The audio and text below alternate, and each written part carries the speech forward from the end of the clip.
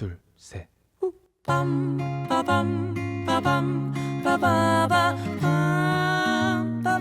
책 속에 깊이 숨겨진 내 마음을 찾아보는 시간. MBC 라디오 북 팟캐스트 서담.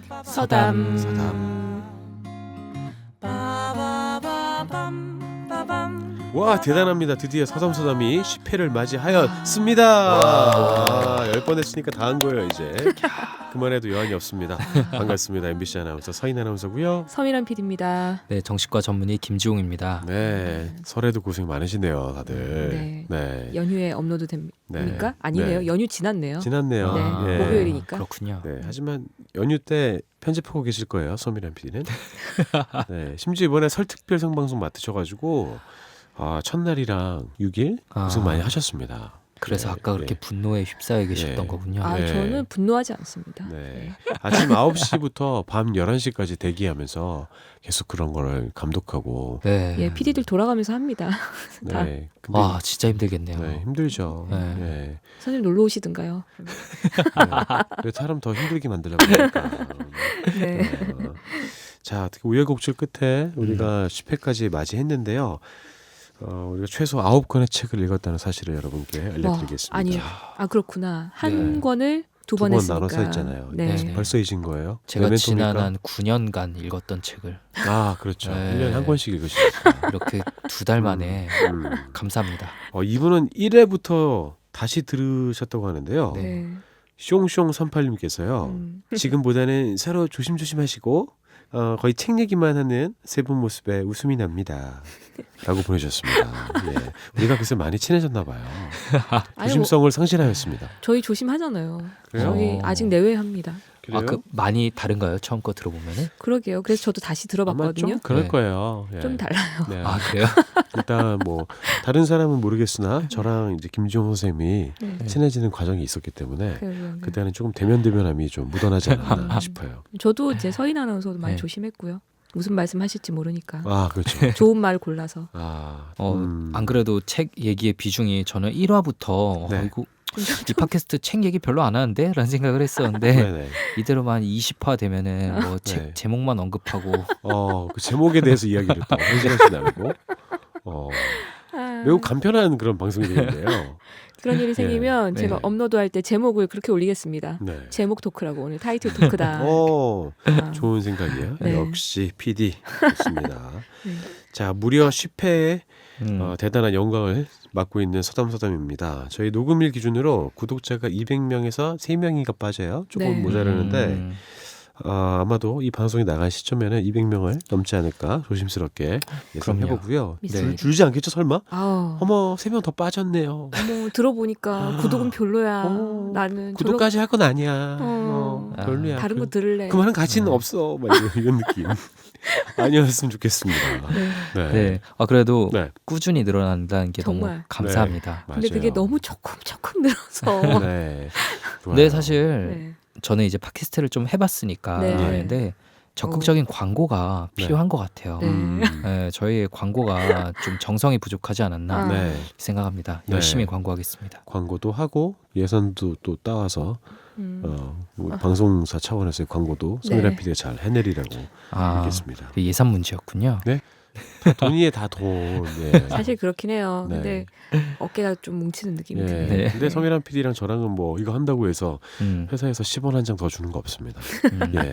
돈을 쓰면서 하고 있고요. 오늘도 제 돈으로 콜라를 사다가 우리 저녁을 못 드신 김지용 쌤께 저는 이제 진상을 했고 여기 감사합니다. 또 이거 별다방 가가지고 샌드위치 사가지고 또 서미란 PD가 이거 다 자비로 드리는 거거든요. 감사해요. 제가 매번 예. 이렇게 얻어먹기만 해가지고 네. 저도 큰 기쁨 얻습니다. 제가 그래요. 두 분 괜찮으시면 다가오시는 연휴 때 시간 되시면 안 괜찮아요. 제가 네. 크게 쏘겠습니다. 전 괜찮은 그래요? 것 같은데요. 네, 그래요? 저는 괜찮아요. 저도 괜찮아요. 네. 네. 와, 에이, 출근 뭐, 안 하니까 네. 한번 크게 네. 늦게까지 그럽시다. 드시죠. 뭘 선생님 그렇게 네. 감사합니다. 뭘 그렇게까지? 아니 근데 이런 거 사드리면 참 좋은 게 정말 순삭하시잖아요. 네. 김지용 쌤. 예. 원래 의사 선생님들이 좀 빨리 먹긴 하는데 네. 뭐 햄버거를 뭐 한 40초에 하나 드셔버리고. 근데 김지용 네. 선생님이 말씀하신 가끔 네. 이렇게 힌트를 줍줍 하다 보면 네. 선생님 별로 이렇게 까다로운 취향 같은 게 별로 없으신 것 같아요. 머리만 대면 잔다. 네. 아니 뭐 다 좋아해요. 음. 잘 먹어요. 네. 저는 오이 빼고 다 좋아요. 아, 오이. 그래요? 네.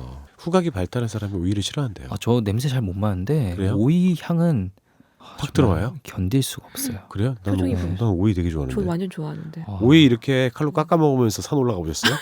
아, 엄청 맛있어요. 선생님 고문하는 것 같아요. 표정 봐요. 자, 네. 서점서점은요.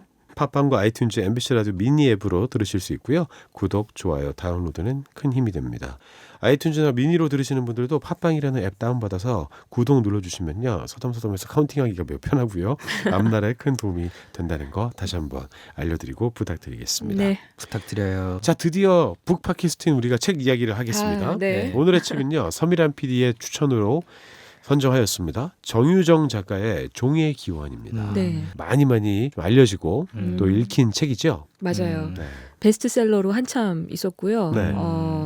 지난주에 저희가 사피엔스 끄트머리에 이제 얘기하면서 이 호모사피엔스 다음이 사이코패스라고 네. 얘기한 장본인이 있다. 네. 네네. 네, 정유정 작가라고 했는데 제가 네. 다시 잘 찾아보니까 네. 그런 어디 책에서 봤다라고 정유정 작가가 인터뷰를 했더라고요. 아, 그래요? 그러니까 그게 또, 종의 또 뒤로 숨으신 거예요, 그분도? 예. 김지영 선생님이 예. 네. 칼 융의 뒤에 숨은 칼 융의 것처럼 뒤에 숨고. 네. 언제 또 프로이드 뒤에도 또 숨고. 숨으실 것 같아요. 항상 숨어야죠. 네. 네. 음. 근데 그 얘기를 했던 이유가 예. 종의 기원의 주인공이 예. 사이코패스랄까요? 음. 네. 그래서 이제 설명하면서 그 얘기가 나왔나 봐요. 그렇군요. 그래서 저희도 자연스럽게 그 책으로 넘어가게 됐습니다. 네. 네. 저는 좀 궁금한 게 네. 실제로 이 책 안에서 정신과 의사가 나오잖아요. 그쵸. 이모. 예, 네. 또 조명한 네. 네. 제 저는- 선배님인 것 같더라고요. 예, 와이대 네. 출신이라고 네. 하셨으니까. 소아정신과를 추가로 전공하신. 네. 근데 같은 정신과 의사가 보시기에 네. 어떻게 보셨습니까? 그래서 저는 굉장히 일단은 리얼리티를 가지고 책을 봤어요. 네. 리모트라는 약도 나오잖아요. 네. 네. 그 성분명이 라모트리진이라는 약이 있거든요. 네. 이거 누가 봐도 이거 라모트리진 가지고 만든 거구나. 가지고 만든 우리나라 음. 카피약 중에 하나겠구나. 어떤 작용을 하는 약인데요? 이게 제네릭 이제- 같은 건 줄 아시겠죠? 네, 예, 그럼요. 네. 그런 줄 알았어요. 이게 무슨 약이냐면은 라모트리진이라는 게 이제 약간 기분 충동 억제를 시켜줄 네네. 수 있는 약이에요. 네네. 그래서 조울증 환자분들에게 쓰기도 하고요. 간질에 쓰기도 하거든요. 음. 근데 이 약에 대해서 설명할 때 음. 간질, 조울증 이런 거에 쓰는 약이라고 여기서 나오거든요. 그래서 더욱 더 확신을 가지고 봤죠. 실존하는 것이다. 네. 아, 그래서 얘는 왜 라모트리진을 먹으면 멀쩡하다가 끊으면 이렇게 되지? 정말 그 경기, 시저가 나타나는 건가? 네. 근데 그렇게 경기를 반복하면서 또 성격이 바뀌어가는 것도 있거든요. 네. 그래서 저는 굉장히 의학적 리얼리티를 가지고 얘가 이렇게 되는 건 이런 이유일까 혼자서 엄청 고민하면서 봤어요. 예. 근데 뭔가 앞뒤가 안 맞는 거예요. 네. 이거 뭐야? 이거 뭔가 좀 이상한데? 네. 이러고 나중에 책 맨 뒤에 보니까 이제 실존하지 않는 약이다. 가상의 약이다라는 내용을 보는 순간 굉장히 분개에 가득 차서 낚였네요. 저는 그러니까 혼자서 너무 많은 고민을 하면서 그냥 책을 네. 봤어요. 네. 더 재밌게 읽을 수 있었는데 네. 막 여러 가지 가능성들, 괜히 공부하면서 막 의학적 보셨- 고민들 근데 이런 그랬을 걸 것 하면서 같아요. 봐가지고. 본인의 영역이니까. 네. 또 막 정신과 의사가 실제로 꽤 큰 비중으로 등장을 하잖아요. 맞아요. 그렇죠. 네. 그렇죠. 그래서 너무 재밌게 봤지만 네. 쓸데없는 고민을 많이 하면서 봤다. 그렇군요. 네. 되게 재밌게 볼 수 있는 책인데 맞아요. 그렇게 힘들게 보셨다고. 네. 근데 재밌게 보긴 너무 재밌게 봤어요. 하루 그랬어요. 만에 다 봤어요. 그랬어요. 네. 고민이 참 커졌겠어요. 지금 사이사이에 네. 책의 내용에 대한 게 좀 나왔으니까 아예 네. 내용을 간략하게 얘기하고 갈까요? 네, 얘기해 주세요, 서미란 PD. 네. 이날만을 기다렸잖아요. 부탁드릴게요. 내용 설명이 약간 약합니다.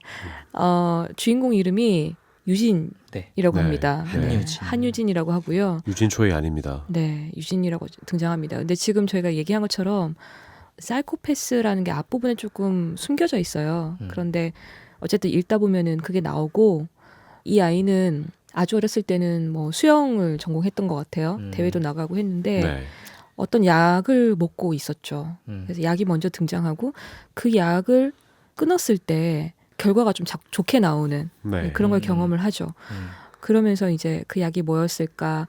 엄마만 알고 있는 나의 어떤 증상, 그 아까 정신과 의사라고 했던 이모와 엄마가 계속 나의 어떤 증상과 병에 대해서 이야기를 하고 있는데 그게 뭐였을까라고 계속 궁금해하는데 그게 바로 그거였죠. 그 사이코패스에 대해서 어떤 진단을 받았던 것, 네네. 네, 그리고 거기에 대한 처방을 받았던 것이고 네. 근데 이 아이는 그 약을 끊기로 이제 결정을 하는데 그래서 그 약을 먹었을 때와 먹지 않았을 때가 좀 다른 모습이 나타나죠. 이건 되게 전반적인 이야기고 맨 처음에 책이 시작하는데 가장 중요한 거는 사건이 하나 벌어지죠. 네. 네, 이거는 스포 아닌 것 같아서 얘기 먼저 하면 네. 살인 사건이 집안에서 일어납니다. 네. 근데 피해자가 어머니죠. 네. 네. 누가 범인인가 이거를 추리해 나가는 과정이 좀 있습니다. 네. 그쵸. 거기서부터 시작해서 네. 정말 그 좁은 순간을 가지고 추리로만 가득 채우다가 그래서 이 추리로 이거 책 300페이지 다 채우는 거 아니야? 이런 생각이 들 정도로 네. 굉장히 섬세한 심리 묘사를 하다가 점점 앞으로 시간대가 가면서 네. 보여주는 이 구성이 되게 사람을 몰입하게 만들더라고요. 네. 그러니까 왜냐하면 엄마를 누가 그랬는지 모르고 그 사이에 이 아이는 기억이 없잖아요. 그래서 증거들을 가지고 추리를 해나가죠. 그렇죠. 또 어떤 단서가 또 있어서 그 단서를 보면서 알게 되기도 하고 그래서 과거로 갔다가 현재로 갔다가 좀 왔다 갔다 하는 구성이 있고요. 그래서 그 추리에 대한 해석도 알게 되고 이래서 이랬구나. 이런 일이 있었구나. 이러면서 페이지를 멈출 수 없게 만드는 매력을 가지는 그런 책입니다. 정유정 작가는요. 66년생이시니까 이제 50대를 좀 넘기셨고요. 원래는 간호사 출신이셨다고 해요. 그래서 35살부터 본격적인 글쓰기 시작했다고 하는데 이분이 어떻게 뭐 글 쓰는 훈련이나 교육을 받은 적은 따로 없고 계속해서 이렇게 여러 가지를 계속 내셨죠. 여러분이 알만한 책들이 작품이 많이 있습니다. 있어요. 예. 네. 내 심장을 쏴라도 있었고요. 7년의 밤도 있었는데 두 책 모두 영화화 됐었어요. 그렇죠. 네. 근데 영화는 그게 좀 그랬어요. 예. 흥행이 뭐잘 되진 않았고 좀 괜찮은 구성이긴 했었는데 뭐 배우들도 괜찮고 했는데 많이 알려지진 않았고요.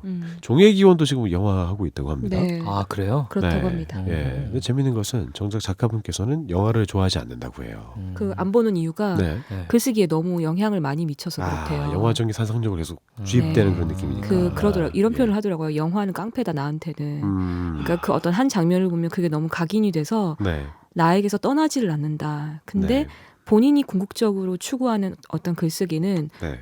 보는 것처럼 묘사하는 네. 그런 글쓰기를 추구하기 때문에 음. 그걸 잃어버리는 느낌이 든대요. 그래서 영화를 멀리한다고. 너무 아쉽네요. 그래도 재미있는 영화가 얼마나 많은데. 나중에 영화 많이 보시고 난 다음에 영화는 깡패인데 좀 재밌는 깡패다 막 이렇게 막 바뀌는 거 아닙니까? 원래 영화를 좋아하셨대요. 근데 글 쓰면서 멀리하셨다는. 근데 그 그럴 얘기 수는 있겠다. 하더라고요. 네. 지금 이 영화가 어떻게 진행이 되고 있는지 모르겠는데 네. 그때 초기에 이 주인공으로 유아인 씨 어떻습니까? 배우 누가 얘기를 했어요. 그랬더니 유아인이 유명하다고는 하는데 전 연기하는 걸 한 번도 본 적이 없습니다. 유아인 씨 잘 어울리는데요? 음흠. 예. 진짜 잘 어울리는데? 내 주인공이 좀 더 키가 크고 호리호리. 체격이 조금 호리호리하면서도 어깨 넓어야죠. 또 수영 선수인데. 그 정유정 작가가 계속 강조한 게 뭐냐면 유진이라는 이 인물은 사이코패스긴 한데 네. 굉장히 예쁘다. 저는 강동원 씨가 머릿속에 떠오르네. 남자인데 예쁘다. 어떤 사람을 내려다보는 그 장면도 있죠. 키가 좀 커야 될 것 같아요. 강동원 씨도 어울리긴 하는데 한 10년 전에 찍었으면 좋았을 것 같네요. 예. 알겠죠. 근데 예쁜데다가 강동원 씨도 말도 마흔이라. 아주 예쁘게 네. 하는 사람으로 묘사하기 위해서 혼신을 다했다고 합니다. 그랬군요. 느끼셨나요? 근데 저는 그 질문을 좀 드리고 네, 일단은 뭐 매력적인 캐릭터라는 건 여기저기서 느껴지죠. 네. 네, 뭐 그 용인의 호떡집에 같이 있었던 여성분도 그 다음에 또 같이 보고 그렇죠. 싶어서 예. 물어보고. 외적으로 끌리는 매력이 분명히 있었을 거예요. 예쁘게 말하고 근데 그게 그거랑 대조되잖아요. 사이코패스인데 예쁘다. 그리고 그런 설명이 있어요. 이것도 김주영 선생님한테 질문하고 싶었는데 그 사람들의 몇 % 정도가 뭐 사이코패스인데 그 중에서도 최상위 포식자. 프레데터라는 표현이 있어요. 네, 저 처음 들었어요. 프레데터는 어릴 때 제가 되게 좋아하던 영화였는데 에일리언 대 프레데터 보셨습니까? 봤죠. 근데 원, 그 전에 다 보셨습니까? 예. 저도 다 봤어요. 근데 지금 원작 프레데터를 역시 따라오지는 못하는 것 같아요. 최고였죠. 저는 그 진흙 속에 숨어서 딱 최고였죠. 보고 아놀드 있을 때 슈왈제네거. 와, 유진이가 그런 사람입니다. 이 소설 속에서. 네, 그쵸. 그 프레데터 포식자라고 했는데 솔직히 저는 정신과 전문인데 그거는 잘 들어본 적은 없어요. 몰랐어요. 그러니까 좀 범죄 심리학 쪽으로 좀 더 들어가야지 아마 구체적으로 알 수 있는 부분이 아닌가. 아마 의학의 영역이 아닐 수도 있어요. 그 표현 자체가. 뭐 좀 더 소수의 연구자들이 네. 네, 전문으로 보는 분야겠죠. 일단은 사실 제가 보는 환자분들 중에는 네. 이 사이코패스라고 부를 만한 분은 한 분도 없거든요. 그쵸. 아, 왜냐면 이분들은 안 와요. 그렇죠. 정작 오셔야 될 분들은 오지 않잖아요. 그렇죠. 그 반사회적 인격 장애가 네. 정확한 이제 진단명인데 네. 그 반사회적 인격 장애 치료법으로 저희 교과서에 나와 있는 게 뭔지 아세요? 뭡니까? 영어 교과서에 딱 뭐죠? 나와 있는 게 치료법. 치료법이요? 네. 수용, 락다운. 프리즌이에요. 프리즌. 예, 그러니까 수용. 감옥. 예, 네. 감옥이 치료법이에요. 예, 제가 그래서- 대단하시네요. 예. 그만큼 예. 의학적으로는 사실 아직 치료 방법이 없는 질병이거든요. 그렇죠. 근데 격리를 해야 된다는. 네, 근데 이 책에서 계속 리모트를 매기고 그게 통하잖아요. 그러니까 제가 얼마나 고민을 하면서 책을 읽었겠어요. 소설을 힘들게 읽으셨네요. 분명히 우리 서 PD님께서는 이 사이코패스를 다룬 책이라고 했는데 라모트리진을 먹으면서 나는 거 보면 사이코패스가 아닌데 막 이런 고민을 혼자 많이 하면서 봤죠. 네. 근데 이게 그냥 저 개인 생각인데 네. 저는 이 유진이가 사이코패스가 아니라고 생각해요. 저는. 그래요? 왜 아니라고 왜 생각하세요? 아니라고 생각하죠? 왜? 일단 죽이고 난 다음에 기억을 못 하잖아요. 네. 그 기억을 못 하는 거는 이제 무의식적으로 결정되는 거거든요. 내가 그렇게 잊어야지라고 있는 게 아니라 무의식에서 이건 나 스스로 너무나 받아들일 수 없는 사건이기 때문에 의식 아래로 눌러넣는 거거든요. 그리고 이렇게 받아들일 수 없는 거는 이 유진이 안에 초자라는 네. 도덕 선생님이 존재하기 때문에 의식 아래로 밀어 넣은 거죠. 너 엄청 잘못했어. 너 말도 안 되는 일을 저지른 거야. 넌 이런 거 해서 안 된 사람이야. 망각을 택하는 네, 거죠. 망각을 택한 거죠. 그러니까 애초에 유진이는 초자가 있는 사람이에요. 예, 그게 아무리 엄마와 이모의 학습에 의해서 만들어진 초자라고 해도 예, 초자가 있는 사람이거든요. 그러면은 네. 사이코패스라고 규정을 하려면 그게 없어야 되나요? 네, 거기에 대한 어떤 도덕적 책임이라든지 네네네. 그런 죄책감이 없어야 한다는 초자에 것이죠. 심각한 결함이 있다고 보죠. 예, 초자가 쪼그라들었다고 표현하기도 하고요. 초자가 없다고 표현하기도 하고요. 그 사이코패스를 가장 큰 특징은 영어로는 lack of remorse라고 해서 네. 후회나 다른 사람들의 미안한 감정 이런 게 부족한 거군요. 전혀 없는 거, 부족한 거 그런 게 특징이에요. 물론 유진이가 그런 모습들도 보이죠. 어릴 때 뭐를 네. 훔치고 난 다음에 죄책감을 느끼지도 못하기도 하고 다른 사람들 괴롭히는 거에서 즐거움을 느끼기도 하고 근데 결국 그렇게 심각한 죄책감을 느낄 정도로 그래서 감정을 기억을 이렇게 눌러 넣을 정도기도 하고 막 읽다 보니까 유진이 편이 좀 저는 막 되던데 이렇게 누구를 이렇게 살해할 때 네. 해치게 될 때 뭐라고 할까 감정적으로 굉장히 힘들어하는 그 첫살인을 빼고는 네. 나머지는 예. 굉장히 감정적으로 힘들어하는 거 스스로도 안 하려고 끝까지 제발 이러지 마 나를 이렇게 밀어붙이지 마 라면서 물론 그게 자기 변명이고 핑계일 수 있겠지만 최소한 그런 네. 과정을 겪는다는 것에 엄청난 대해서. 내적 갈등을 네. 계속 겪잖아요. 이렇게 하면 되게 잔인하게 느껴지기도 했는데 네. 이렇게 하면 내가 너를 죽일 수밖에 없잖아. 네. 그만해 이런 내면의 목소리가 계속 있죠. 그쵸. 네. 근데 제가 생각하는 사이코패스는 이렇게 해칠 때 그런 고민을 하는 게 아니라 내가 여기서 얘를 해치면 내가 받게 될 불이익이 뭘까? 얘를 지금 해치면 깔끔하게 처리하고 숨을 수 있을까? 도피할 수 있을까? 없던 귀찮은 일처럼 일이 할 수 생기지 있을까? 않을까? 네, 그런 거에 집중을 해야 되거든요. 음. 자기 이익과 불이익에 대해서만. 음. 근데 얘는 너는 나의 되게 친한 사람이잖아. 제발 이러지 마. 라고 막 후회하고 그래서 그런 모습들은 제가 생각하는 사이코패스하고는 좀 달라서 그래서 저도 역시 또 되게 혼란스러운 마음으로 보긴 했어요. 듣고 보니까 또 그렇네요. 근데 어떻게 보면은 이건 또 내 사이코패스의 핑계일 수도 있죠.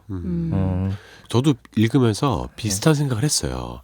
사이코패스 치고는 너무 좀 생각을 많이 하는데 예, 그리고 좀 주저함도 느껴지고 그렇다면 이 사람은 아주 좀 약한 형태의 사이코패스일까? 아니면 이것조차도 본인이 다 조작해낸 더 높은 수준의 사이코패스인가? 무엇인가? 이런 생각도 했어요. 그러니까 포식자라고 나오잖아요. 예. 근데 사실 포식자가 포식을 할 때는 그런 고민하고 먹나요? 사자가 사슴을 잡을 때 제발 내 쪽으로 오지 마. 너도 아이가 있잖아. 이런 고민 안 하잖아요. 아이부터 잡죠. 네. 쉽게 먹을 수 있는. 그런데 또 생각을 해보면 가족을 제외한 예. 인물들에게는 그런 배려를 안 보이잖아요. 네. 그런 걸 보면은 좀 더 복합적인 면모를 가진 캐릭터가 아닌가. 포식자의 면모도 있고 그와 동시에 인간적인 면모도 아직 남아 있었으나 이 소설의 후에는 완전히 포식자로 더 네. 거듭나게 되는 인간적인 면을 완전히 다 버린 뒤에 그렇게 되는 거 아닌가. 혼자서 이런 상상도 많이 해봤고요. 그렇죠. 그 제목이 종의 기원이잖아요. 그 정유정 작가는 탄생이라고 얘기하더라고요. 네. 악인의 탄생. 네. 탄생기를 보게 된 것이다. 우리가 사회에서 음. 사이코패스를 접하게 되는 일이 진짜 지인으로 만나게 되는 일은 없잖아요. 거의. 아니면 있어도 알아채지 못하죠. 근데 아, 저 사람이 사이코패스구나라는 인식을 하면서 보게 되는 경우는 그 사람이 아주 큰 범죄를 저질러서 미디어에 노출된 다음에 네. 사이코패스 진단까지 다 거치고 검증이 된 상태에서 보잖아요. 네. 그러니까 우리는 탄생을 볼 기회가 없다. 어떻게 생겨나는지에 대해서. 그렇죠. 그래서 근데 모든 사이코패스가 다 범죄자로 살지 않잖아요. 그래서 학습도 받고 사랑받고 좋은 가정에서 자란 아이들은 그게 많이 숨겨진 채로도 자라는데 그런데 어느 순간 이런 일이 일어날 수도 있다. 이제 그런 거를 보여준다. 사실 그런 내용이 이 책에 들어있어요. 만약에 어렸을 때 이모가 정신과 의사가 아니었어요. 그래서 애초에 그를 발견할 사람이 없었어요. 그래서 이 유진이가 갖고 있는 어떤 측면에 대해서 병이 있어서 그렇다고 생각하지 않고 사랑으로 계속 더 보살펴주고 다른 부분을 채워줬다면 사이코패스적인 성향이 있다고 하더라도 결국에는 발현되지 않았거나 네. 옅게만 발현되면서 그냥 평범한 사람처럼 살 수도 있지 않았을까. 아, 저는 그런 생각이 들더라고요. 오히려 이제 네. 정신과에서 보기에는 딱 네. 사이코패스 같으니까 처방을 네. 내리고 얘는 이 약을 끊으면 안 돼.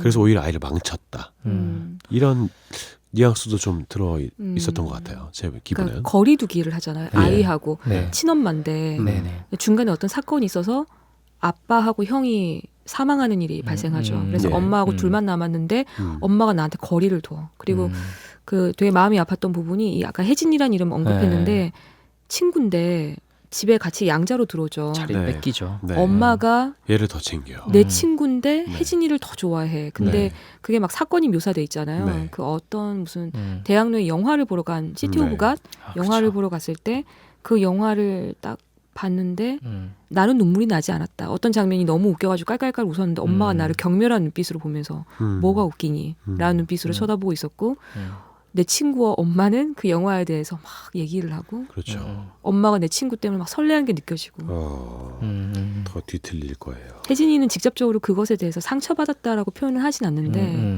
힘들지 않았을까요? 그러니까 저는 그 아까 서인 아나운서께서 사이코패스 치고 생각이 너무 많은데 이렇게 얘기를 했잖아요. 그러니까 저도 비슷한 생각을 느꼈는데 그러니까 사이코패스도 당연히 생각을 많이 하죠. 근데 좀 더 정확히 표현하자면 감정이 너무 많은데 라고 느꼈어요. 감정에 대한 생각이었어요. 네, 그렇죠. 이걸 어떻게 처리하지 이런 문제가 아니라. 그렇죠. 그 형에게 느꼈던 그 열등감, 네. 그리고 그걸 수영을 통해서 극복해냈을 때의 환희, 네. 그래서 수영에 빠져 들어가게 된 거, 그리고 형에게 어쨌든 되게 얘는 연민과 좋은 감정을 가지고 있거든요. 왜냐하면 혜진이가 왔을 때도 나 그래도 형이라고는 부르지 않아. 그건 유민이 형만을 위한 거야. 형의 장점을 알고 있어요. 그리고 뭔가 닮고 싶어하는 느낌도 있었고. 네, 친형. 그쵸? 네. 친형. 그리고 혜진이가 자기에게서 어머니를 뺏어가는 듯한 걸 느낄 때 굉장히 씁쓸해하고 슬퍼하잖아요. 네. 굉장히 저는 감정이 풍부한 아이다. 그걸 겉으로 드러내지만 않았을 뿐이지. 근데 이제 엄마는 보면 얘는 어릴 때부터 네. 굉장히 조용하고 감정을 드러내는 편이 없다. 네. 알아서 잘하는 아이, 알아서 잘하는 아이. 네. 그래서 방치해놨고.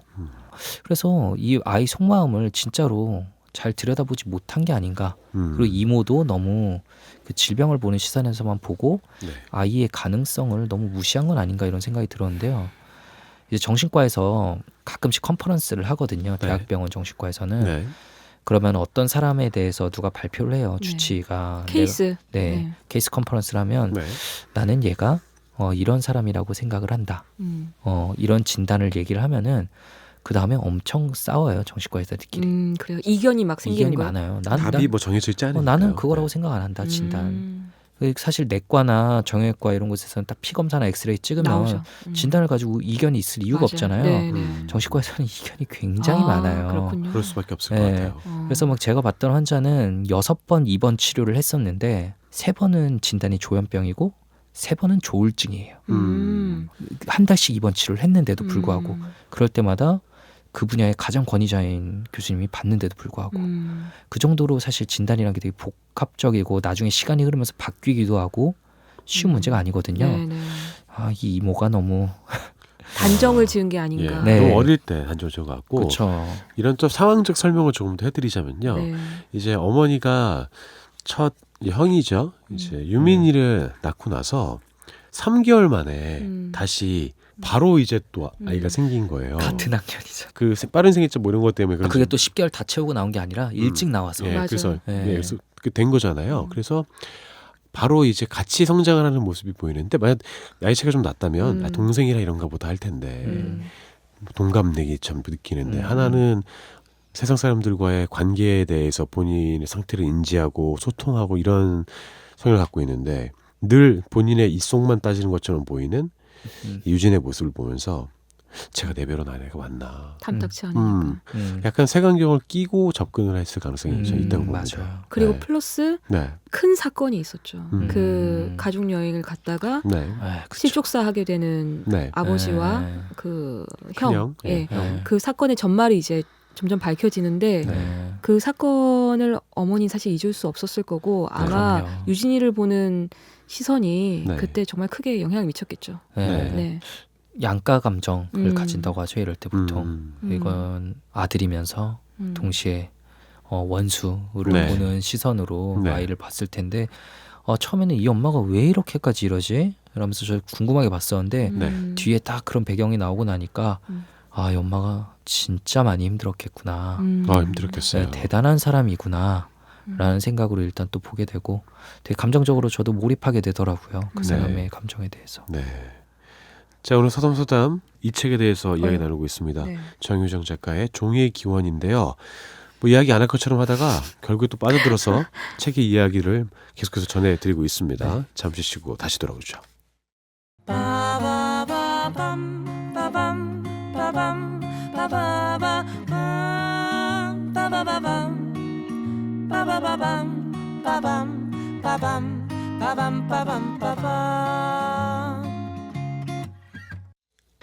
자, 책 속에 숨겨진 내 마음을 찾아보는 시간 서담서담 그 10회 방송 함께하고 계십니다. 정유정 작가의 종의 기원에 대해서 이야기 나누고 있는데요. 저희가 오늘 방송의 1부에서는 책의 내용에 대한 이야기를 조금 해드렸고 또 거기에 대한 느낌에 대해서 이야기를 해드렸는데 저는 2부에서는 이쪽으로 좀 이야기를 해보면 어떨까 해요.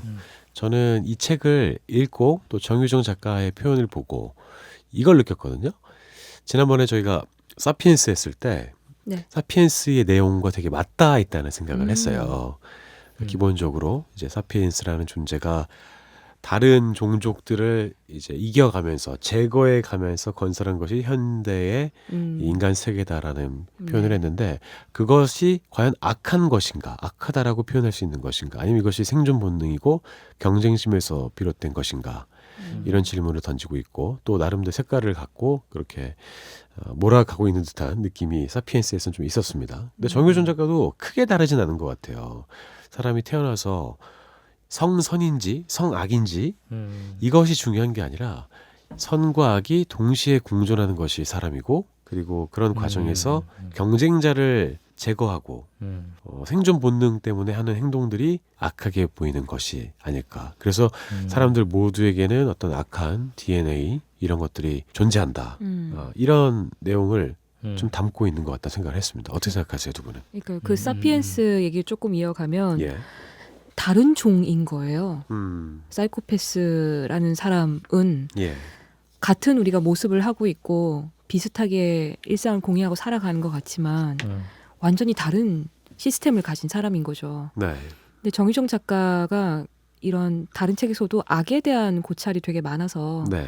그런 질문을 많이 받고 왜 이런 책을 계속 씁니까? 악이라는 거에 대해서 왜 화두를 계속 던집니까? 라고 했을 때 그 악의는 우리 주변에 다 있을 수도 있으니까요.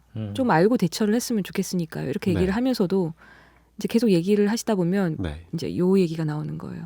그 악은 그 사람한테만 있는 게 아니라 다 당신한테도 있으니까 음. 다 있으니까 우리가 우린 다 가지고 있으니까. 사피엔스라서. 예. 근데 그 안에도 서인 아나운서 얘기한 것처럼 그 약한 개체를 무차별하게 무자비하게 학살했던 그 사피엔스의 피 DNA가 어느 정도 있는 거죠. 그죠? 전 이건 것 같은데요. 음. 우리가 악하지 않은 적이 있습니까? 서미란 PD는 악한 적이 없습니까? 저는 늘 악한데요.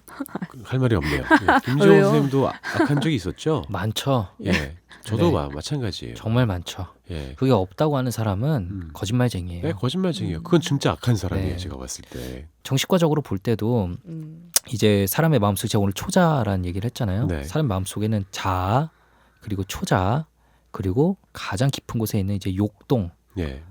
영어로는 이드 원초적 욕망. 그거는 사람이 동물의 일종인 이상 있을 수밖에 없어요. 생존 본능도 포함되는 거죠. 네, 그럼요.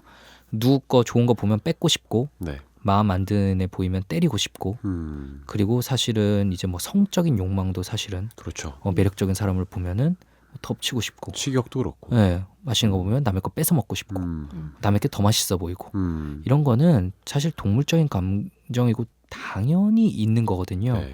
근데 그대로 살면 안 되잖아요. 그러니까. 네, 그대로 살면 안 되니까 우리 마음속에서 만들어낸 게 이제 초자라는 거죠. 너 이런 거 하면 안 돼. 기량 작용을 해주는 거예요. 네, 너 이런 거 하면 안 돼. 너 잘못한 거야. 이런 거 생각도 하면 안 돼. 라고 하는 게 이제 초자하고요. 눌러주고. 그러면 우리 마음속에서 항상 두 개가 부딪히면서 힘들잖아요. 네. 그래서 자아가 그거를 적절히 이제 컨트롤을 해줘야 되거든요. 생각은 해. 뭐 이렇게. 뭐 생각은 할 수도 있지. 난 행동에 옮기지 않았잖아. 음. 야 그래 잠깐 생각한 거야. 이런 식으로 네. 자기 합리화를 하면서 넘길 수 있는 게 이제 자아라는 건데 이 적당한 밸런스가 잘 맞아야 돼요. 근데 이 욕동이라는 거의 존재조차 인정하지 않고 나는 완전히 선한 사람이야. 그런 생각은 있을 수도 없어. 이렇게 얘기하는 건 거짓말장이거나 네. 아니면 자기를 속이고 있는 자기 마음속을 잘 모르는 사람이거나 전 그 둘 중 하나라고 생각해요. 네. 우습게 들려요. 그런 표현 자체가 네. 말이 안 된다고 말이 안 생각해요. 되죠, 그렇죠. 네. 그래서 책 내용에서는 이제 프로이트의 말을 이용해서 이런 이야기를 써놨어요. 도덕적이고 고결한 사람이라도 깊은 무의식 속에는 금기된 행위에 대한 상상, 잔인한 욕망과 원초적 폭력성에 대한 환상이 숨어 있다. 그렇다면 차이점 무엇일까? 그것을 실행하느냐 마느냐의 차이다. 생각만 하는 것은 죄가 될 수 없다는 거예요. 저 그 진료실에서 되게 많이 얘기하거든요. 음. 네. 그러니까 이제 인정을 하는 게 좋을 수도 네, 있죠. 초자아가 너무 강한 사람들, 네. 뭐 종교적인 베이스가 있거나 종교적인 베이스 있는 사람이 되게 많아요. 특히 기독교 쪽. 네. 억압이 네. 있는 거죠. 네. 네. 네네. 왜냐하면 성경책에 이런 말씀이 있거든요. 예수님이 하신 말씀 중에 그런 생각을 하는 것만으로 범죄. 죄다. 죄다. 죄다. 저는 왜 그런 내용이 있을까? 조금 뭔가 서운하기도 해요. 서운. 네. 그래서 많은 사람들이 힘들어하세요. 그리고 그게 아니라 되게 억압적이고 네. 되게 보수적인 집안에서 자라난 분들도 이 네. 초자아라는 게 굉장히 남들에 비해서 커요. 네. 이 초자아라는 거는 부모님의 모습을 보면서 만들어가고 예. 사회적 규범과 종교적 베이스가 만들어나는 거거든요. 네. 그럼 그 사람들이 공통적으로 힘들어하는 게 뭐냐? 생각만으로 가지고 자기가 죄인이다라는 것 때문에 너무 힘들어해요. 네. 예를 들어서 자기 이제 사귀는 사람이 있어요. 네. 자꾸 잠깐 누가 들어와요. 잠깐 눈에 들어와요. 그럴 수 있잖아요. 네. 실행에 옮기지 않고 마음을 잘 정리하면 비난받을 사람이 아니잖아요. 그럴 때 기도하면 되는 거 아닙니까? 안 되죠. 기도해도 잘 안 되니까 안 되죠. 그 사람들이. 기도해도 안 돼요? 네. 네, 기도해도 안 되니까 오는 거겠죠. 네. 그렇구나. 그럴 때 제가 자주 말씀드리는 건 네. 감정은 당연히 들 수 있다. 그거 잠깐도 안 된다고 한 사람은 거짓말이다. 근데 결국은 내가 평가받는 건 그 네. 기준은 행동이다. 네.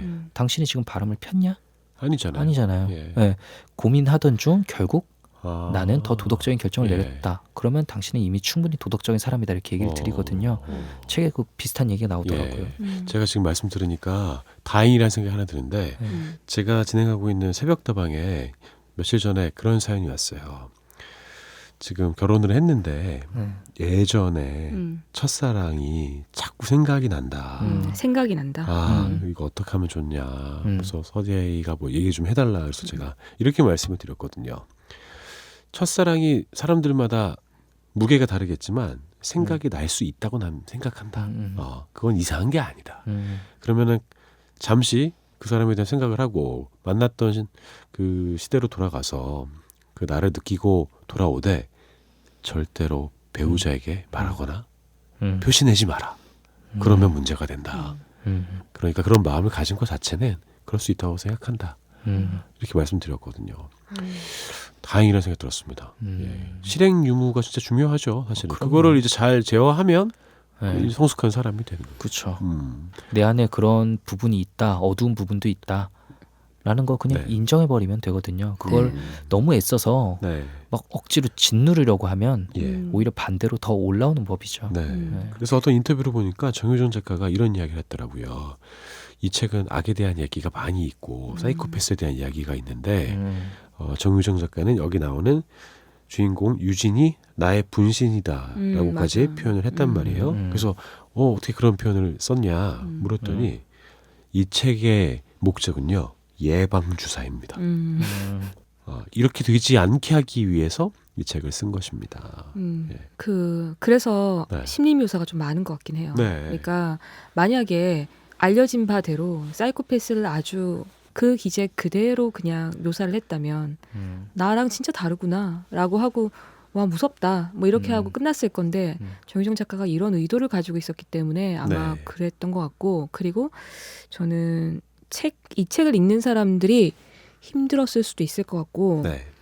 저도 힘들었어요 사실은. 저는 이때 회사 파업 중에 네. 오랫동안 일 안 할 때 그때 이 책을 단숨에 읽었었는데 네. 빠져나오기가 너무너무 힘들었어요. 이 책에서. 오래 남았군요. 네, 여기. 한 2, 3일에 걸쳐서 나눠 읽다가 너무너무 푹 빠졌는데 예.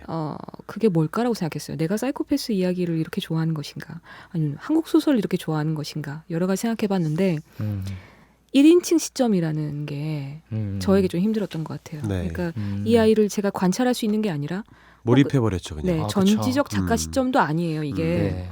물론 그쵸. 엄마의 시점에서 좀 묘사되는 부분이 있어요. 시점 이동이 약간 그거 있는데 나오면 그 네. 부분 나오면 전 되게 반갑더라고요. 그쵸, 엄마, 빠져나오니까. 맞아요. 네. 너무 유진의 안에 들어가 있는 느낌. 네, 그러다가 갑자기 스토리를 확 전개시켜 주니까 뭔가 안심이 숨 쉬는 됐다가 듯한 네. 느낌이다가 갑자기 또 유진 안으로 네. 들어가가지고 그렇죠. 유진이랑 같이 행동을 해야 되잖아요. 음. 커터칼을 들고 뭐 지금 난장판이 돼서 되게 위태로운데 네. 거기서 저라면은 그냥 금방 항복했을 거예요. 아 그렇죠. 계속 네. 나라면 네. 막 이런 생각 어딘가로 들면서 도망가고 음. 경찰에 자수하고 나는 누군가한테 알리고 도움을 청하고 했을 거예요. 근데 유진이는 자꾸만 혼자서 뭘 하면서 위태로운 네. 상황으로 계속 가잖아요. 네. 네. 그리고 조심히 말씀드리면 이 여러 번의 살인이 나옵니다. 근데 점점 반복될수록 끝에 가면 유진이가 이 살인은 진짜 즐기고 있구나라는 부분이 나와요. 그죠? 그 어떤 여자에 대한 부분이 있어요. 그렇죠. 예. 그때는 유진이가 갑자기 다른 애가 된 것 같아요. 그렇죠. 너무나 네. 즐겁고 신나 보여요. 빠졌어. 그러니까요. 네. 저는 사람을 그래서 죽이는 그게 얘가 이제 경기하면서 성격이 변하는 거구나라고 생각을 하고 봤는데 예. 그건 아니었던 거죠 결국엔. 네. 근데 경기를 하면서 진짜 성격이 변하나요? 그러니까 한두 번이 아니고 반복적으로 네. 경기를 일으키게 되면 네. 뇌의 구조 자체에 조금 변화가 오면서 정말요? 예, 그 영어로는 시저 퍼스널리티라고 하는데 실제로 좀 더 뭐 충동적이고 전혀 평소와는 다른 모습 이런 것들을 보일 수도 있어요. 그리고 우리가 흔히들 예전에는 모두 다 조현병인 줄만 알았던 사람들 중에 네. 그 중에 상당수는 치료받지 않은 간질 환자일 수 있다라는 얘기들도 많이 있고요. 치료받지 않은 간질이 계속 진행되면 이렇게 헛것을 보기도 하고 충동적인 행동을 하기도 하고 네. 망상을 가지게 될 수도 있고 그렇기 때문에 이 아이가 이렇게 약을 끊었을 때 나타나는 변화들이 있잖아요. 네. 그래서 저는 당연히 이제 간질의 전국이 보이는 양상. 네. 그래서 왜 약을 끊었어? 라면서 굉장히 답답한 심정으로 또 예. 보기도 했거든요. 예. 예. 의사로서. 예, 의사로서 사실은 특히나 뭐 다른 과 의사분들이 어떤지는 잘 모르겠는데 약을 끊지 마라 제발. 그리고 약을 끊고 싶다. 이걸로 정말 많이 싸우는 과가 저희거든요. 예, 정말 많은 분들이 약을 끊고 싶어 하세요. 예, 그래서 이 아이의 심정이 당연히 이해가 안 가는 것도 아니었고 자기를 이렇게 억누르고 예. 있는 그런 거 너무 공감하면서 봤죠 저는 특히. 예. 그냥 흔히들 우리가 이야기할 때 뭐 기억력이 떨어지거나 아니면은 성격에 뭐 충동이 뭐 심해지거나 평소와는 다른 모습을 보이는 사람들에게 네가 기가 약해져서 그렇다, 몸이 허해져서 그렇다 이런 표현을 하잖아요.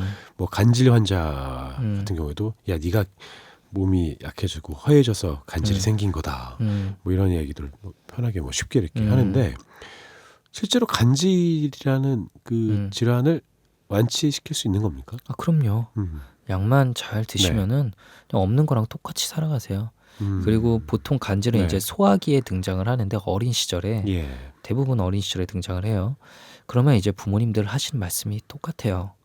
이 어린 아이에게 독한 약을 먹이면 어떻게 먹이냐? 안 될 것 같다. 네. 근데 그게 정말 병을 키우는 거거든요. 간질이 반복되면 반복될수록 뇌는 점점 더 약해지고 다음이 간질이 더 잘 발생하고 나중에 약 써도 잘 안 되고 오히려 초기에 왔을 때 꾸준히 먹어야지 간질의 상당수는 성인이 되면서 없어져요. 네. 그래서 치료를 잘 받으면 성인 돼서 약을 끊는 경우들도 꽤 있거든요. 네. 그런데 아이에게 약을 먹이기 힘들다. 예. 그래서 수많은 대체 요법을 찾거나 검증되지 않는 치료법, 그리고 보통 그런 게 더 비싸요. 맞아요. 네, 그리고 뭐 종교적인 치료를 하려고 하거나 그래서 정말 아이의 인생을 망치는 경우들을 너무 많이 보죠. 네. 제가 되게 듣고 싶었던 답변을 해주셨어요. 왜요? 사실은 제가 모르고 여쭙긴 했는데 네. 그런 간질 같은 질환들을 이제 정신과에 다니는 것 자체를 터부시하는 그런 가정들이 많이 있으니까 적절한 치료 시기를 놓쳐서 병을 키우는 경우가 많이 있는 걸로 알고 있거든요. 근데 지금 김주원 선생님 말씀한 것처럼 이르면 이룰수록 아예 완치할 수 있는 가능성이 높아지는 것이고 그 어렸을 때 있었던 사람들도 성인이 되면서 벗어날 수 있다는 거 그럼요. 여러분도 알고 계셨으면 좋겠습니다. 간질은 이제 보통 신경과에서 많이 보니까 예. 저희 과에서 제일 이런 거 답답한 걸 느낄 때는 네. ADHD예요. 네. ADHD가 나중에 반사회적 인격 장애로 진행하는 경우도 굉장히 많아요. 그거는 모르셨죠? 네. ADHD 아이들이 충동적이거든요. 네. 충동적이고 순간 욱하고 활동이 네. 많기도 하고 그러니까 문제아가 되는 경우가 많아요. 네. 그 아이가 나빠서가 아니라 병인 병 거죠. 때문에 그 충동을 눌러줘야 되는 전두엽이 아직 충분히 덜 성장하지 않았기 때문에 불이 안 들어와서 그래서 애가 좀 그렇게 잘못된 행동을 보이는 것뿐인데 약을 먹으면 정말 드라마틱하게 좋아지거든요. 부족한 부분을 채워주는 거니까. 네. 그래야 되는데 또 역시 이 어린 아이에게 정신과 기록을 남길 수 없고 약을 네. 먹일 수 없고 그래서 안 먹이는 경우들이 많아요. 음. 그러면은 아이들은 자라면서 점점 문제아가 돼가요. 그럼 문제아가 되면 그리고 애가 또 충동적이잖아요. 네. 애들이 어떤 거에 노출되냐? 어린 시기에 약물이나 네. 뭐 술, 담배 이런 거에 아. 그리고 도둑질, 폭력 이런 거에 노출이 돼요. 그리고 그런 아이들만 만나게 돼요. 그러면 나중에 그 아이가 사회적으로도 부적응자, 범죄자, 심지어는 반사회적 인격장애로 자라나게 될 확률이 더 통계적으로 올라가거든요. 그러니까 이게 길을 계속 이렇게 걸어가는 거네요. 그쵸. 처음에 예. 있는 그 원인을 제대로 치료하지 그렇죠. 않아서. 네네네. 근데 보면은요, 이제 어렸을 때 주변의 친구들 봐도 그런 느낌인 친구들이 있어요. 예. 그래서 문제를 일으키죠. 좀 아프다는 생각도 들곤 하는데, 근데 그런 친구들을 나중에 봤을 때 아주 좋아진 경우가 많이 있어요. 그쵸. 좋은 사춘기를 잘 겪고, 그럼요. 뭐 나중에 잘 좋은 경험을 통해서 네. 그 정상적으로 성장해서 되게 다른 사람이 돼 있는 거, 너무나 좋은 사람이 돼 있고. 네네. 근데 여전히 그러고 있는 사람들도 있어요. 문제가 많이 생겨요. 성인까지 돼서 그러면. 근데 본인이 아직도 아파서 그렇다는 사실을 인지하지 못해요. 첫 장면이 생각나네요. 네. 그 맨 처음에 성당이죠. 거기서 유진이가 발작을 이렇게 네. 열발작을 일으키잖아요. 네. 네. 거기서부터 시작합니다. 음. 어떤 연관이 있었는지는 모르겠는데 뭐 여느 아이에게 있는 그런 흔한 열일 수도 있고 고열일 수도 있고 네. 되게 불길한 장면으로 시작하죠. 네. 그럴 때 이제 적절하게 치료를 들어가야 된다는 이야기를. 하필이면은 그렇죠. 또 예. 이제 그 미사를 네, 미사 받는 곳에서 그렇죠. 영성체. 첫 네, 영성체. 예, 예. 그쵸 그걸 하는 정말 그 홀리한 네. 그 그런 줄 순간에 그런 알았어요. 그럼 안 돼, 이런 네. 느낌이었는데. 최고의 극적인 반응을 보이는 거 아마 제 머릿속에서는 전에 제가 한번 이 영화 얘기했었나요? 저는 그 오맨 네. 네. 네. 마치 그런 영화를 좀 보는 것 같은 느낌이었는데 음. 정말 그렇게 모든 걸 종교적으로만 해석하는 사람들 네. 그 시선에서 볼 때는 아주 성결한 그 순간에 네. 그렇게 부정한 모습을 보이는 아이의 모습은 악마가 씌었다. 마치 예, 아, 아이에게 악이 있는 것처럼 네. 좀 보이기도 했을 거예요. 예. 왜 잘 있다가 뭐 악까진 어, 아니라도 막 주려는 원망을 순간에 네. 그렇죠. 왜 이렇게 잘 있다가 이런 순간에 너 그러니 아이도 어쩔 수 없는데 네. 그런 거고 그때는 구해줘야 되는데 음. 그렇게 생각을 못할 가능성이 분명히 있죠. 구해줘야 된다는 말 되게 짠하네요. 네. 네. 우리가 이 책을 보면서 저는 기억에 남는 장면 중에 하나가 남는 말 중에 하나가 계속 약을 복용해야 되는 이유에 대해서 이야기를 하는데 보통 사람은 그렇잖아요. 그러니까 제가 그 마약을 하는 사람들의 인터뷰를 본 적이 있는데 이런 이야기를 봤습니다. 술은 무엇보다도 감각을 무디게 해서 우리에게 즐거움을 주는 것이 술이라고 하고 이제 마약류에 빠진 사람들은 감각을 너무너무너무나 막 섬세하게 활성화시키고 막 온 몸에 막 세포 하나하나까지 다 느끼게 하는 그런 느낌 때문에 헤어나오지 못하는 것이다라고 하는데 여기 나오는 유진이는 평소에 그런데 그거를 이제 약으로 누르고 있는 그런 그렇죠. 반대의 상황이더라고요. 네네. 마치 나는 야생동물처럼 힘이 넘치고 감각도 네. 넘치는 사람인데 그걸 약으로 나를 평범한 네. 범인으로 만들어버리는 걸 예. 견디기 힘든 거죠. 네. 그래서 그 약의 부작용이 두통, 뭐 이명 이런 것들을 늘 달고 살았는데 어느 순간에 약을 끊어보니까 또 다른 나를 발견하게 되는 거예요. 개병이 나잖아요. 예, 개병. 개병이라고 하죠. 예. 그래서 이제 더 이상 약을 복용하지 않고 이런 삶을 살게 되는 것이죠. 근데 뭐 여러 가지 것들이 있겠지만 이제 그거를 이제 병으로 생각하지 않고 천재성으로 생각을 했다면 네, 그렇죠. 오히려 어린 시절에 잘 발현될 수도 있지 않았을까요? 그럼요. 네, 안 그래도 잘하는 수영에서 그러니까요. 경쟁심, 에너지를 더 발산할 수 있도록 해주고 네. 그래서 좋은 사회적으로 위치에 올라가고 이랬으면 그 좋은 사회적 위치에 올라간 것 자체가 네. 얘에게 일종의 뭐라고 할까 안전장치처럼 작용을 해서 네, 움직이지 못하게 네. 나쁜 쪽으로는. 네, 그렇게 될 수도 있었을 텐데 참 아쉽다라는 생각이 좀 많이 들긴 네. 했어요. 이런 것들이 비슷한 상황들이 많이 벌어지지 않습니까? 대한민국 사회에서도. 어떤 이건 천재성인데 남들과 다르다는 이유로 그쵸. 기준에서 잘못됐다. 어긋난다는 이유로. 그래서 우리가 늘 생각하고 있는 그 유교적인 규범과 이런 거에 올감해서 천재성을 상실하게 만드는 경우들이 많이 있는 것 같아요. 이건 다르니까 넌 틀렸다. 저는 중학교 때 같은 반이었던 친구를 아직도 잊을 수가 없는데 네. 정말 그렇게 축구를 잘하는 친구는 태어나서 본 적이 없어요. 네. 저랑 또 초등학교 때 알던 친구 중에 이제 축구 선수의 길을 택해서 예. 나중에 프로 선수까지 된 친구도 있는데 네네.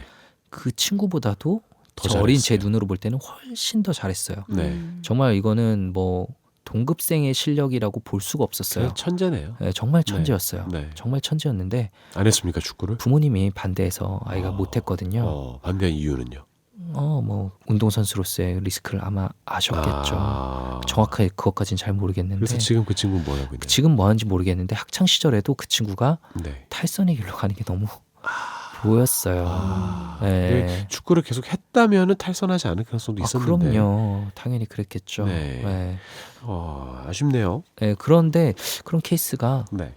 정말 많죠. 네. 네, 정말 많고 저를 찾아오는 환자분들 중에도 이제 어린 친구들이 네. 종종 있는데 보면은 정말 자기만의 특출난 부분을 갖고 있는 친구들이 있거든요. 네. 근데 문제는 우리 사회에서는 되게 회기화 시키잖아요.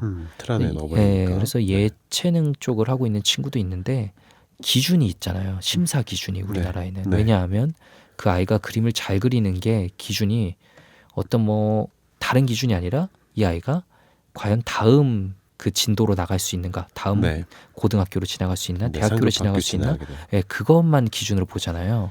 그러니까 그래서 콩쿨 성적이라는 게 중요하죠. 네네네. 예. 항상 아이는 나름대로 자신의 창의성을 표현하고 잘하고 싶은데 1등이 그리는 것과 비슷하게 그려야 되고 선생님이 요구하는 것과 비슷하게 그려야 되고 매일 그렇게 그려야 되고 그러다가 사라지고 천재성. 네, 거기에 지쳐가는 네. 그런 얘기들을 들으면 네. 되게 아쉽더라고요. 서미란 PD도 제가 느끼기에는 그런 부분이 있었던 것 같아요. 이것도 예? 아니 서미란 PD가 네. 그 피아노 연주 잘하는 거 아십니까? 몰랐죠.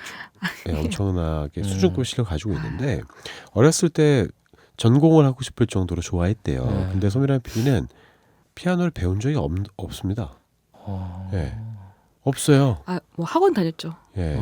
그러니까 제대로 배운 적이 없어요. 제대로 배운 적이 없고 학원도 잠깐 다니고 거의 뭐 교회에서 본인이 많이 노력해서 하는 거였는데 부모님이 많이 반대하셨다고 들었어요. 그것도 그런데 네. 그냥 좀 기회가 많지 않았었고 제 자신이 좀 자신이 없더라고요. 여러 가지 어떤 서포트해주고 이끌어주고 이런 장치들이 많이 없다 보니까 혼자서 하는 거는 어느 정도의 한계가 있잖아요. 그래서 한계에 부딪혔던 것 같아요. 근데 그 덕분에 지금 생각해 보니까 아쉬움도 있지만 어떤 압력 없이 계속 지금까지 왔기 때문에 지금도 늘 즐거움으로 남아 있고 그 자체가 제 인생에 아주 크게 즐길 수 있는 어떤 하나의 좋은 취미가 생긴 네. 것이죠. 듣기도 있고. 저는 스트레스 없이. 피아노 선생님 그 피아노 학원 선생님이 네. 저 되게 싫어했어요. 옆에서 아니 못해서 하고 못해서 싫어하긴요. 뭐든 시키면은 예를 네. 들어서 오늘 이거 5번 치는 거다 이러면 네. 저는 박자를 무시하고 최고속으로 치고 맨날 수의 천재였네요. 네, 어머니나 선생님이나 네. 무슨 번개불에 콩 볶아 먹냐고 맨날 저한테 네. 쫙 치고 다 했습니다. 아. 그러고 놀러 나가고 맨날 이래가지고 예. 저를 별로 안 좋아하셨던 것 같고 저도 네. 그래서 피아노에 흥미를 못 붙여서 상당히 오랜 기간 동안 배웠는데 네. 지금 하나도 못해요. 그래요. 네, 반대죠 오히려 네. 압박을 받았기에. 네. 저는 이런 적 있어요. 제가 어렸을 때 미술학원을 다녔어요. 초등학교 들어가기 전에 다녔는데 뭐 그림을 그려오라 그래서 그 당시에 기아 자동차에서 프라이드가 나왔어요. 네. 예, 그게 미니카가 우리 집에 있었어요. 아버지가 네, 거기 네. 그 회사 직원이셨기 네. 때문에 그래서 미니카를 제가 열심히 막 그렸어요. 그 어린 나이에 네. 갖다 줬어요 학원에. 그랬더니 때리는 거예요. 남이 그려줬다고. 이렇게 잘 그릴 수 없다고. 당장 가서 그려준 사람 데려오라고. 제가 그린 거거든요. 너무 나쁜 학원이에요. 예. 그래서 어머니가 네. 오셨어요. 네. 근데 그래도 믿지 않는 눈치가 얘가 그린 게 아니다. 그래서 이번에는 막 아이들과 놀고 있는 놀이터 장면을 그려보라 그래서 그렸는데 사람들이 다 이제 그 다른 친구들이 다 발 모양으로 이렇게 길게 그리잖아요. 근데 앞모습을 볼 때는 발은 그렇게 안 생겼거든요. 그래서 전 동그랗게 했더니 무슨 발이 이렇게 생겼냐고 또 때리더라고요. 네. 그때는 손바닥 학원을 네. 옮겼어야 되는데 자로 손바닥 네. 맞았어요. 저 미술에 대한 흥미 확 잃었어요. 미술 유망주가 그래서 날개를 그만뒀어요. 꺾이는 순간이었네요. 그래서 그만뒀어요. 근데 이게 약간 좀 트라우마로 남아 있는 것 같아서요. 예전에도 한번 제가 얘기한 적이 있거든요. 예, 그래서 저는 서인 아나운서가 꼭 이것을 다시 그림을 그리는 것으로 극복하시길 바라는데, 네, 언젠가, 예. 예, 자기만의 그림 누구한테도 평가받지 말고 그 자유롭게. 내가 그린 겁니다, 선생님. 예, 이제는 네. 아무도 안 때릴 겁니다. 지금은요 그렇게도 못 그려요. 그 당시 제가 네, 확실히 네. 동양 문화권에서는 네. 이제 개인보다 전체를 중요시하기 때문에 이렇게 빗나가는 거, 약간 특출난 거를 좀 억누르려는 성향이 있잖아요. 네. 그 와중에서 개개인들이 고통받고 네. 약간의 실망하게 되고 이런 순간들이 지금 순간에도 끊임없이 나오고 있는 것 같아요. 저는 아이를 그렇게 네. 키우지 않을 거예요. 그래서 다 열어놓고요. 이것도 정답일 수 있다. 하늘이 왜 초록색이냐? 나중에 그런 거 아니에요? 하늘이야? 음. 뭐 하늘은- 꼈나 보지 뭐. 내 그래요. 눈에는 네가 초록색 아닌 걸 썼나 보지. 아니 네. 저희가 몇 주 전에 다뤘던 아몬드라는 책이 또 생각나요. 네.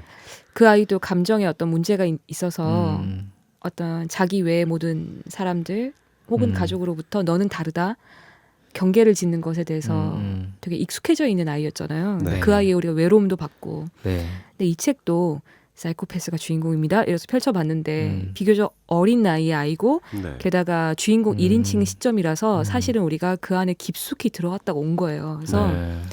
저는 이야기가 오늘 어떤 방향으로 흐를까라고 예상을 여러 가지로 해봤는데 이 아이에 우리가 편이 될 수밖에 없을 것이다. 어떻게 보면은 왜냐면 작가가 그렇게 썼으니까.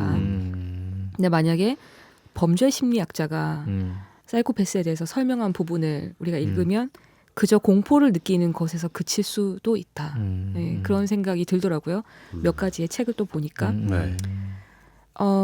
사이코패스라고 하고 대표적으로 누가 있나 이렇게 막 예를 들면 예전에 정남규라는 사람이 있었어요. 그렇죠? 뭐 유영철이라던가 예. 이렇게 대표되는 사람들의 이름을 가지고 이제 프로파일러가 그 사람을 대질신문했던 그런 기록들이 있더라고요. 그런 걸 읽어보면 그냥 이 세상에 어떤 존재하지 않는 사람 같은 느낌? 그런 이질감이 들어요.